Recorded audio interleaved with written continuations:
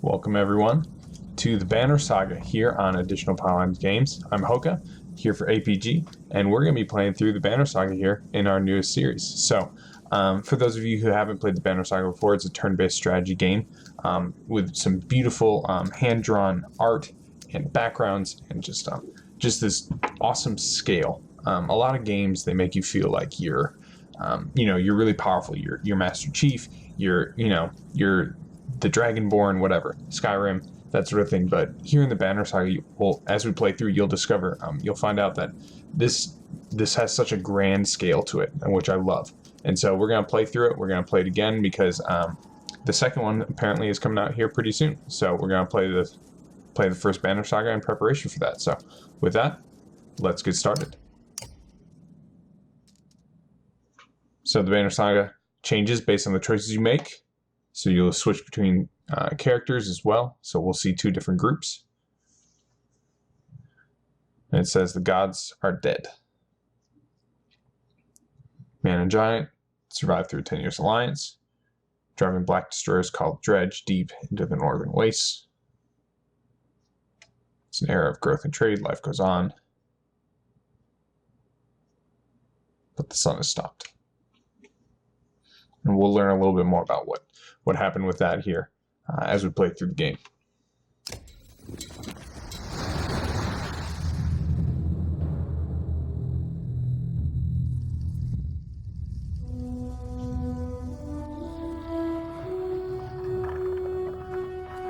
Að sjá dreggjana á ferli neðanvor.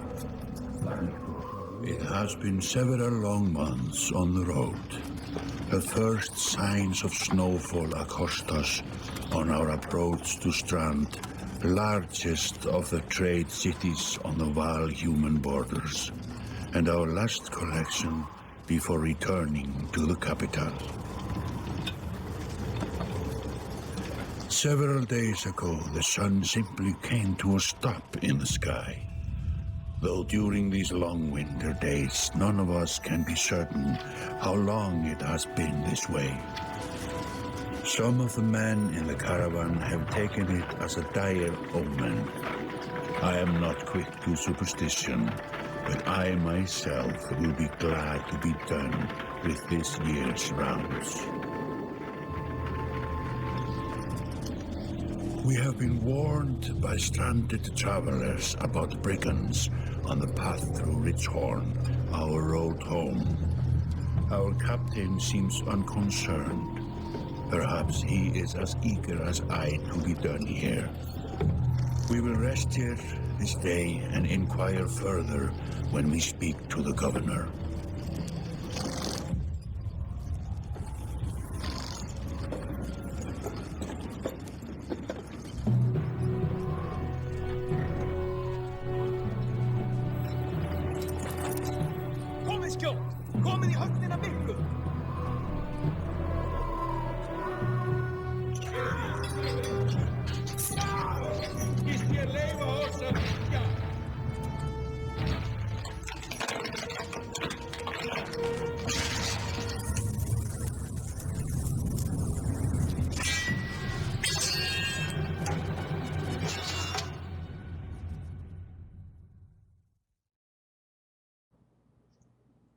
All right, so we see the Varl. Now we're getting into the tutorial a little bit.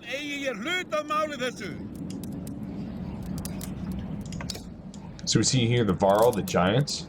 They're pretty cool. We'll get to know some of them throughout the game. But here we've got our little tutorial. So you can see it's a turn-based strategy game, a grid-based strategy. So we got to move. So we're gonna move them up here. Colors are blue. So we're gonna attack his strength. And here with the Banner Saga, something to note the way the combat system works is you've got armor and you've got strength. Strength, as it says here, counts both as health and damage. So as you do damage to someone, as their strength falls, their ability to do damage also falls. But then also as you take down their armor, you're able to do more damage to them. So armor blocks strength attack, but you can use armor attacks to break down someone's armor. So we're going to go ahead take this guy out. And for each kill, we get more renown. And so we see it's an alternating system of combat here.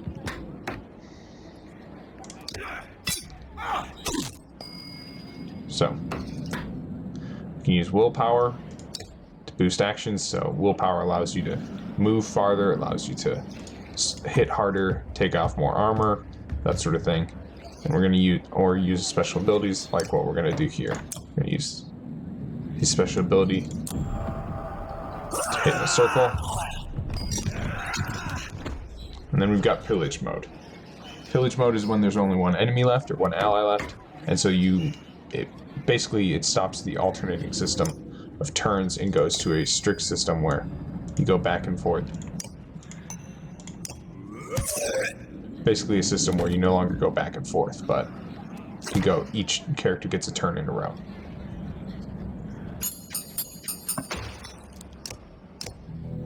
Like a rabid wolf, that one.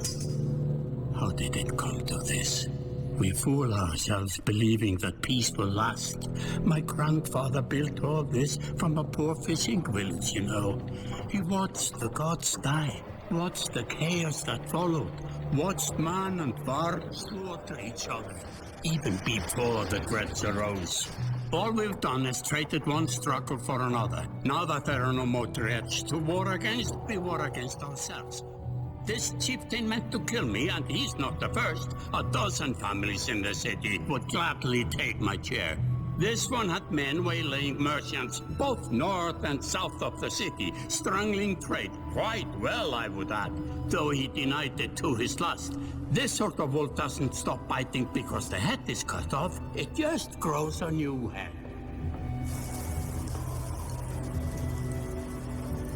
I am in a bad way, my friend. Help me finish this fight, and I'll gladly send you on your way with double our king's tithe. Take any men you need. They're loyal, I promise you that. They will meet you down in the proving grounds.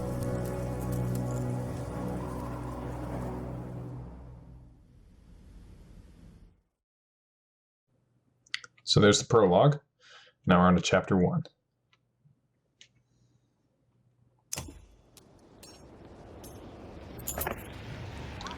Approached by a familiar man.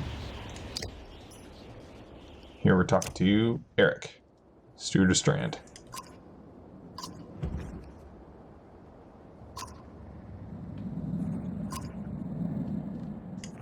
What'd you have in mind? Scoffings that you didn't hack up in the Great Hall, scattered. So we're going to go down to the docks. Accompany Eric, see what he knows. So we've kind of got this city set up, and you can see here we've got the market, so we're going to go down to the market by the docks, see what Eric has in store for us.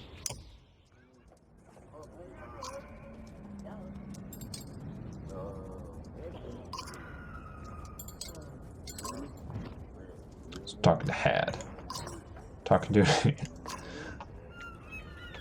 Scoffing's Chieftain Blood out.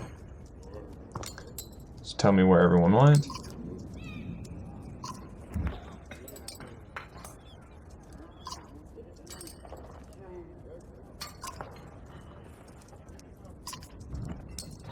If everyone thinks I'm getting worked over every week, how am I supposed to know much?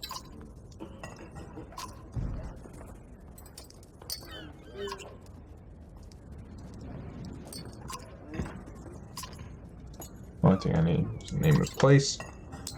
Nobleman. Here we meet Gunnulf. Just bottom one you're walking around. You look like a frog. Better than eggplant.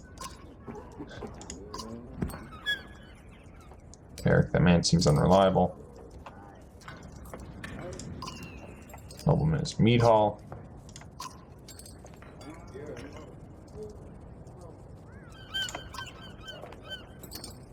Should we have an approach?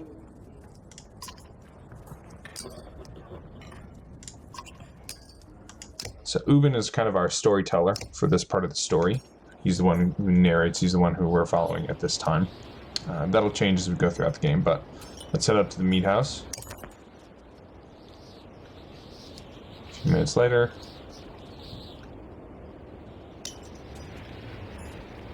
Let's get this over with. Valgard boots the front door. Alright, so we got another battle here.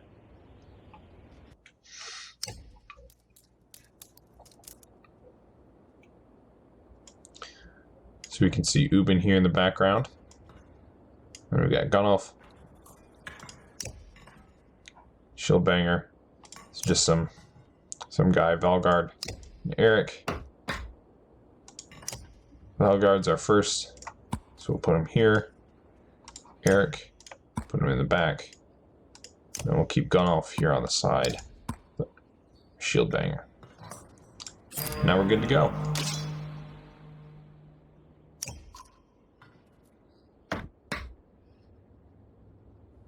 Alright.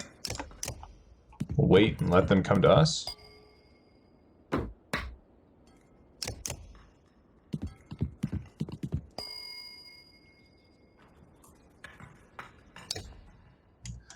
So, in this case, we'll step forward now that we got the first chance to attack. Take out most of his strength.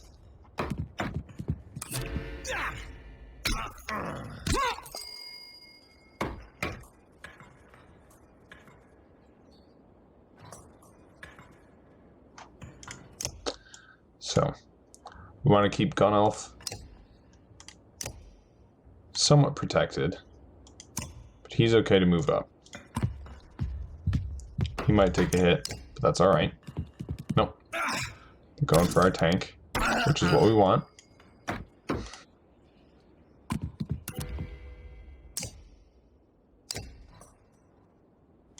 So, you'll see here that I'm not actually killing him, and there's a couple reasons for that.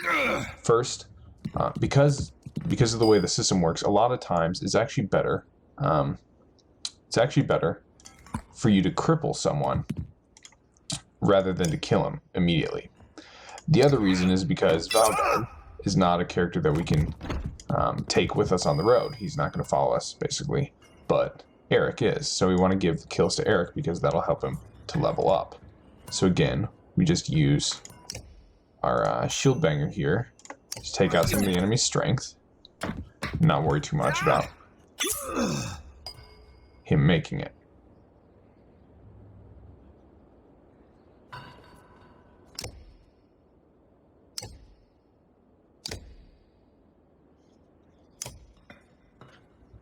The other thing we have to do is we have to check where Gunnulf's going to move and how enemies are going to be able to attack him. And at this point in time, if we were to move him up here, only one character is going to be able to attack him before the next time he moves. And that guy is right here and he's awful weak. So we're okay to move Gunnulf up here, kind of flank around. Have him take out this guy. Nice and easy. Once again, get Gunnulf a kill because that'll help him as he levels up in the future.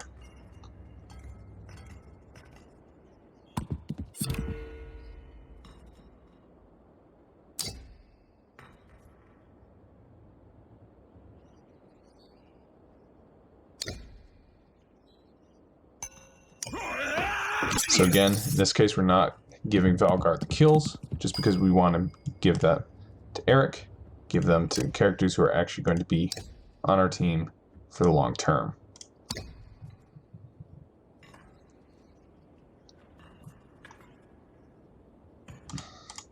Gonna make a little bit of a risky play. Gonna come out here with Eric.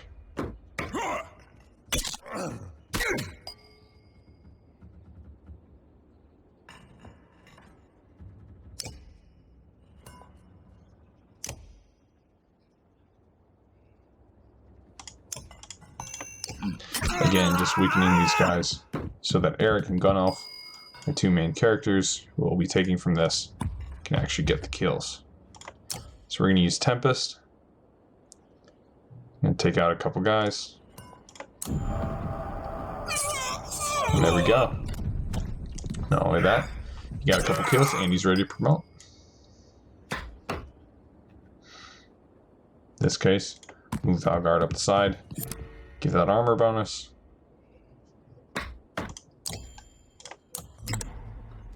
have him hunker down, armor up. Fortunately, Eric looks like he's getting worked a little bit. So we're gonna have him step back. Take this guy out. Now he's ready for promotion, and he's relatively well protected.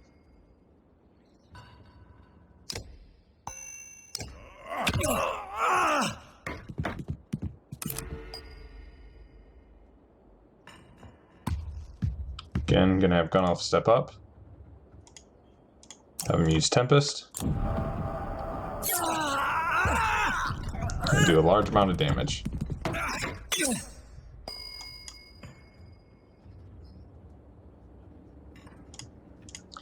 So in this case, you'll see that I'm attacking the stronger guy rather than the weaker one.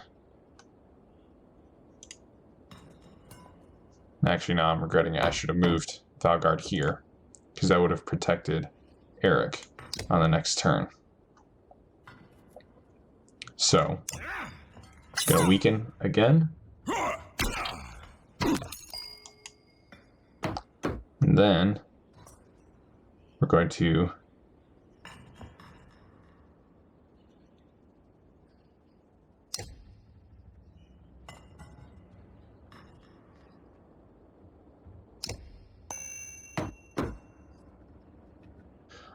move Eric out of there. Get him far away. Because if he goes down, then he's injured, and we don't want that. So, in this case, we're going to give one kill to our nameless guy. Our nameless shield banger. And then the last one, here to Gunnulf.